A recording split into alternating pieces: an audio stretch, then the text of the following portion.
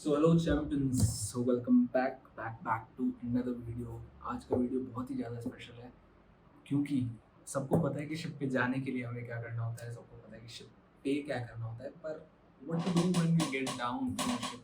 बहुत सारे लोग जब शिप से उतरते हैं तो उन्हें एक्चुअली पता नहीं होता कि हाउ टू हैंडल दिस, क्या करना है। क्लास 4 एग्जाम्स देने हैं, घर को कैसे हैंडल करना है, क्लास 4 एग्जाम्स में पेपर वर्क कैसे करना है, क्या चीज़ें एमएमटी को देनी है, कैसे कैसे हम लोग को क्लास 4 तक पहुंचना है, कैसे वो जो क्लास 4 के पेपर्स हैं उनको क्लियर करना है, कैसे ब्रेक्स लेना है। We don't know that. I will tell you this today. So let's get into it.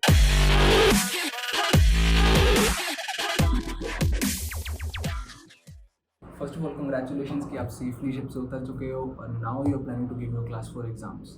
अब क्लास 4 एग्जाम्स देने के लिए first of all you have to become eligible for class 4 exams. आपको हो सकता है अभी 2-3 दिन हुए उतरे हुए और अब आप सोच रहे हो बस कि यार what is the next step. So the first thing that you have to do to become eligible is आपको अलग अलग सिटीज़ में जो मैरिटाइम इंस्टीट्यूट्स हैं, कोलकाता, मुंबई, दिल्ली, वाइजैक, चेन्नई, इन इंस्टीट्यूट्स में से कोई एक इंस्टीट्यूट में जाके आपको 4 एडवांस्ड मॉड्यूलर कोर्सेज जो आपको मैंडेटरी हैं क्लास 4 देने से पहले वो कंप्लीट करने होंगे, which is PSCRB, which is for survival craft, life boat life raft. Second is MFA medical first aid. Third is ERS engine room simulation and fourth is advance fire fighting EFF। ये चारों के courses आपको maritime institute में जाके classes attend करके और उनका test देके कंप्लीट करने होंगे, right? Now when you do this first thing, the second thing that has to be done is you have to complete the e-learning for all these as well. ये 4 courses जो मैं बोल रहा हूँ इनके ई-लर्निंग भी आपको कंप्लीट करने होंगे। डीजी शिपिंग की ई-लर्निंग की वेबसाइट पे, जो कि मैं आपको डिस्क्रिप्शन में दे दूंगा। वो कंप्लीट करने के बाद आपको ई-लर्निंग के ऊपर ही उनके टेस्ट्स भी देने होंगे। हर एक PSCRB, ERS, MFA, AFF के टेस्ट जब आप दोगे ई-लर्निंग पे, then finally you will be generated with the certificate of all these 4 courses. Second काम जो बहुत इंपॉर्टेंट है, बहुत ही ज़्यादा इंपॉर्टेंट है, वो है टार बुक पे सिग्नेचर्स लेना अपने कंपनी के सुपरिटेंडेंट का। बहुत सारे लोग, मेरे बहुत सारे दोस्त जो इस चीज़ को बहुत लाइटली लेते हैं और बहुत लेट कर देते हैं इस चीज़ को करने में, पर it is very very important कि आप टाइमली अपने ऑफिस में जाएँ। हो सकता है आपका ऑफिस मुंबई में हो, कोलकाता में हो, दिल्ली में हो, तो आप बहुत इंपॉर्टेंट है कि आप मुंबई जाएँ और अपने ऑफिस में जाके टार बुक पे सिग्नेचर्स करें, टार बुक को फिल करें और टार बुक पे सिग्नेचर्स करें, right? Once you do that, क्योंकि वो चीज़ क्लास 4 में MMT में मांगी जाएगी। अगर सिग्नेचर्स नहीं होंगे तो आप एलिजिबल नहीं होंगे क्लास 4 देने के लिए।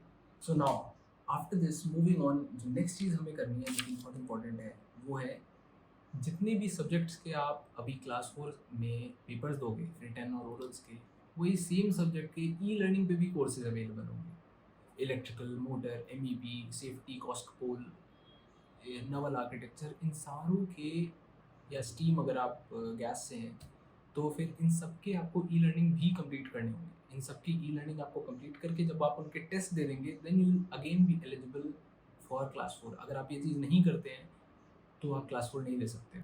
Once you do this, the next thing that you come up is the examination certificate, the part A examination certificate. आप लोग के दिमाग में आएगा भाई ये क्या चीज़ है?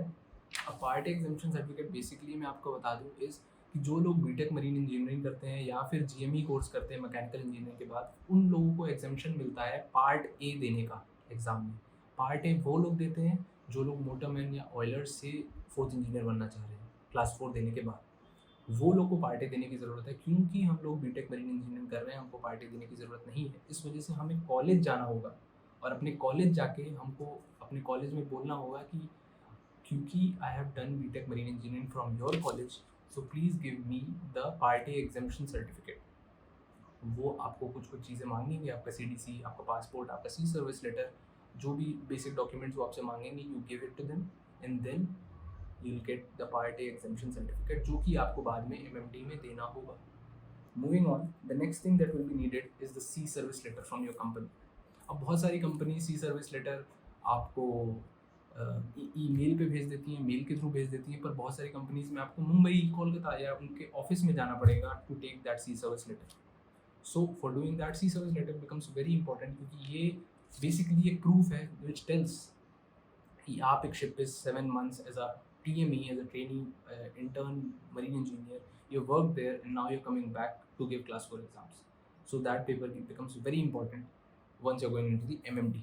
Now ये सारी चीज़ें जो मैं आपको बोल रहा हूँ, मैं आपको स्ट्रिक्टली फिर से एडवाइस कर रहा हूँ कि ये सारी चीज़ें please as soon as possible ख़त्म करना। Don't leave it for next week और 10 डेज़ लेटर, क्योंकि आपको इनसे बहुत दिक्कतें होगी। क्यों?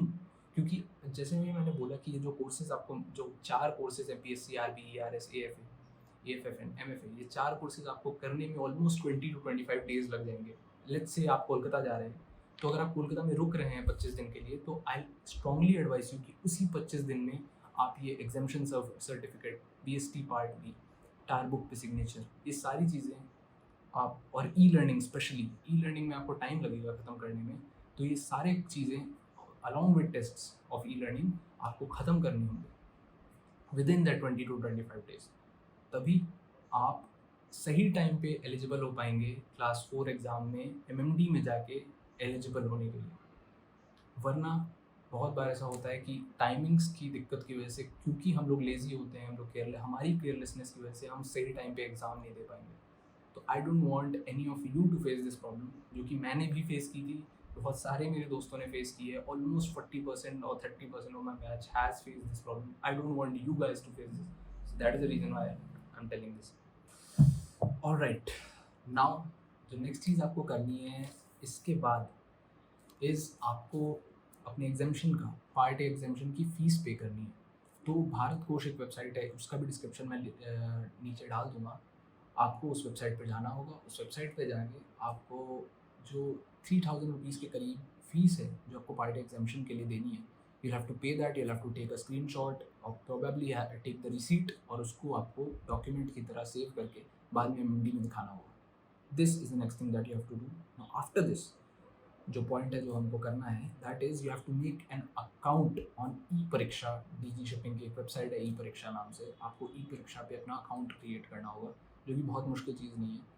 आपको अपनी ईमेल आईडी डालनी होगी, they will generate you with a password, और that password can be used. Now moving on, the next thing that you have to do is, आपने ई परीक्षा की अकाउंट तो आपने बना ली, पर इसके बाद you have to upload all the documents that you have received till now, including CDC, passport, sea service letter, आपका examination certificate for part A, उसके अलावा जो 4 कोर्सेज आपने किए हैं, ई लर्निंग के स्क्रीनशॉट्स, ये सारी चीज़ें आपको अपलोड करनी होंगी ऑन द ई परीक्षा वेबसाइट। आपके अकाउंट के अंदर आपको ये सारी चीज़ अपलोड करनी होंगी, और फिर अपलोड करने के बाद आपको फ़ी पेमेंट करना है ई परीक्षा पे क्लास 4 एग्ज़ाम्स देने के लिए।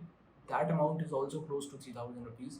वो अमाउंट पे करने के लिए आपको ई परीक्षा की वेबसाइट पे ही, इनफैक्ट मैं स्क्रीनशॉट आपको अभी दिखा दूंगा स्क्रीन पे, वो आपको जो है ई परीक्षा की वेबसाइट पे जाके वहाँ पे पेमेंट करना होगा for this exam. Now once you make this payment, ये पेमेंट आपको एमएमडी में अकॉर्डिंग, अपार्ट फ्रॉम दैट, जो भारत कोश का पेमेंट है जो आप कर रहे हो, वो भी आपको एमएमडी में दिखाना होगा स्क्रीनशॉट्स और प्रिंटेड डॉक्यूमेंट्स के साथ। Alright, now moving on, once you do all this, जो नेक्स्ट चीज़ आपके लिए इंपॉर्टेंट है जो आपको ख़त्म करनी है, वो है कि अब आपको एमएमडी जाना होगा, कोलकाता, दिल्ली, मुंबई, वाइजैक, किसी भी एमएमडी में जाके।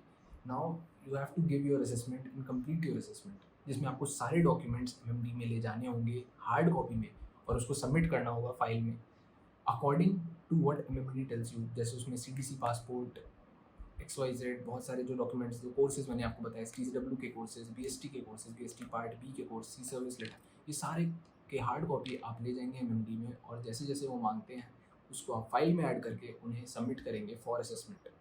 वंस यू डू दैट, और साथ ही में once you upload all your documents on e Pariksha, उसके बाद वो क्रॉस चेक करेंगे, एमएमडी क्रॉस चेक करेगी आपके सारे डॉक्यूमेंट्स को ऑलमोस्ट 3 से 4 डेज। और अगर आपके डॉक्यूमेंट्स में कोई डिफेक्ट नहीं आता है, कोई डिफॉल्ट नहीं आता है, जैसे ही अगर कोई डिफेक्ट आता है तो they will inform you on your mail ID पे आपको बता दिया जाएगा, और वहाँ से आप उनको सॉफ्ट कॉपी भेज सकते हैं। Now moving on, next thing जो हमें करनी है, असेसमेंट एक बार हमारा क्लियर हो जाता है, उसके बाद इज स्लॉट बुकिंग।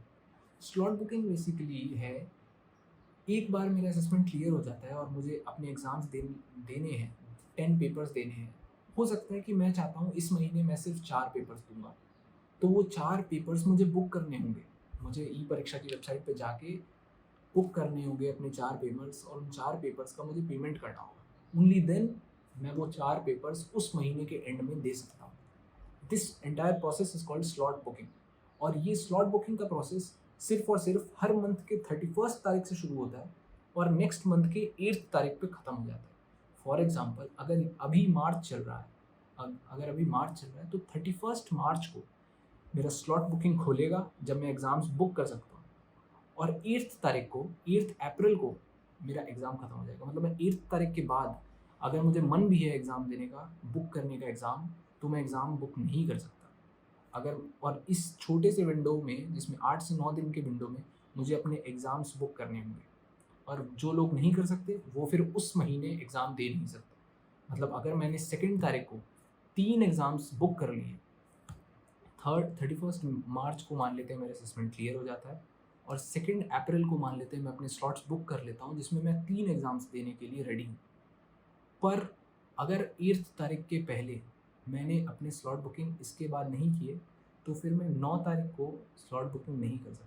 मैं 10 तारीख को स्लॉट बुकिंग नहीं कर सकता, विंडो क्लोज़ हो जाता है। तो this becomes very very important, क्योंकि अगर आप, इसी वजह से मैं कह रहा हूँ कि असेसमेंट करा लेना बहुत ही ज़्यादा इंपॉर्टेंट है। जल्दी से जल्दी अपने एग्जामिशन सर्टिफिकेट्स, सीडीसी, पासपोर्ट, जितनी भी डॉक्यूमेंट्स, सारे कोर्सेज, ई लर्निंग, ये सारे कोर्सेज, ये सारी चीज़ें आपको जल्दी से जल्दी टार बुक पे सिग्नेचर्स और हर चीज़ आपको ख़त्म करनी होगी, क्योंकि हम चाहते हैं कि किसी भी तरीके से हमारा assessment 31st of that month पे ख़त्म हो जाए। हमारा असेसमेंट 31st के पहले हो जाए, ताकि हम उस महीने एग्ज़ाम्स को बुक कर पाएँ, अपने पेपर्स को बुक कर पाएँ, स्लॉट बुकिंग कर पाएँ।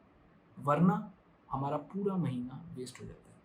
अगर मैं 8th तारीख तक, 8th ऑफ अप्रैल तक अपना एग्ज़ाम बुक नहीं करता हूँ, तो 10th तारीख को मेरा असेसमेंट अगर क्लियर हो भी जाए, 10th अप्रैल को अगर मेरा असेसमेंट क्लियर हो भी जाए, तब भी मैं 10th अप्रैल से लेके 30th अप्रैल तक कुछ नहीं कर सकता।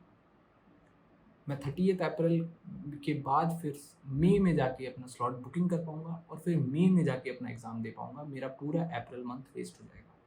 This is something I wanted to share. मैं वो मंथ आपका वेस्ट नहीं कराना चाहता। That is why I am telling you to take care of time and take care of everything and do that as soon as possible. Complete all of those paperwork and documentations and certifications and e-learning as soon as possible. This is why I'm telling you to do so. अब चलो, आपने अपना assessment दे दिया है और सब कुछ complete हो चुका है और आप अपने स्लॉट बुक कर चुके हो, तो next thing that you have to start studying. अब कुछ चीज़ें जो मैं आपको बताऊंगा एज जस्ट ए ह्यूमन की, एज अ भाई, एज अ ब्रदर, मैं आपको बताना चाहूँगा। That is something that you all guys need to know is, क्योंकि यार आप 6 मंथ्स बाद आप शिप से आ रहे हो, मैं आपको एडवाइस करूँगा, और अभी आपको क्लास 4 देना है, और स्टार्टिंग के टाइम में मैं आपको एडवाइस करूँगा, जैसे ही आप शिप से उतरो, आप 1 महीना, 25 दिन, 2 महीना घर पे मत रुको। आई एडवाइस यू कि आप 5-10 मैक्सिमम 15 दिन घर पे रहो। 10 दिन के बाद आप घर से निकलो और आप अपने कोर्सेज़ के लिए निकल जाओ। आपको एम्पल टाइम बाद में मिलेगा वापस घर पे आने के लिए। हो सकता है कि आप ऐसे टाइम में उतरे जहाँ होली आने वाली हो, या ईद आने वाली हो, या दिवाली आने वाली हो, and in that time you will have to go back to your house and celebrate, which is very important. ये भी बहुत ज़रूरी है कि आप घर जाएँ, क्योंकि आप 6 महीने अपने घर से दूर थे। इट इज़ वेरी इंपॉर्टेंट कि जो ओकेजन्स हैं, जो स्पेशल ओकेजन्स हैं आपकी फैमिली की, may be birthdays, may be marriages, may be Diwali, Holi, Eid, anything, it's very important कि उस टाइम में आपको सैक्रिफाइस करके आप अपने फैमिली के पास जाएँ, क्योंकि ऑलरेडी आपकी फैमिली ने 6 मंथ्स आपको नहीं देखा है। आप चाहोगे कि फैमिली और स्पेशल ओकेजन्स पे आप घर पे रहो, उस टाइम में आप घर पे रहो, एंजॉय करो। इसीलिए मैं बोल रहा हूँ कि आप जब आप पहली बार साइन ऑफ करते हैं, 10 दिन की छुट्टी के बाद आई एडवाइस यू कि आप जल्दी से कोर्सेज बुक कर लीजिए, कोलकाता, दिल्ली, मुंबई, जिधर भी आपके मैरीटाइम इंस्टीट्यूट्स हों, और start with your course. After 1 month आपका जैसे ही असेसमेंट कंप्लीट हो जाता है, उसके बाद आप पेपर्स देना शुरू करिए, और बीच में आप 5-10 दिन के लिए वापस आते रह सकते हैं। आप चाहे तो वापस 5-10 दिन के लिए आइए, अपने फैमिली के साथ रुकिए। You can go back, give your papers, study there, study at your home as well, study where you are staying as well.